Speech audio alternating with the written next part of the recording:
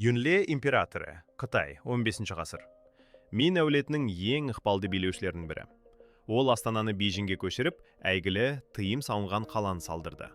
Сонымен қатар, теңіз экспедицияларын ұйымдастырып, Қытайдың ықпалын Үнді мұхитына дейін жеткізді. Юнленің билігі халықаралық деңгейде кең тарады. Ол Қытайды әлемдік державаға айналдырды. Ал Токугава Иэясу, Жапония, 17 ғасыр. Сёгунаттың негізін қалаушы. Ол елді ұзақ уақытқа біріктіріп, Эдо дәуірін бастады. Токугава жүйесі Жапонияға 250 жылдан астам бейбітшілік пен тұрақтылық әкелді.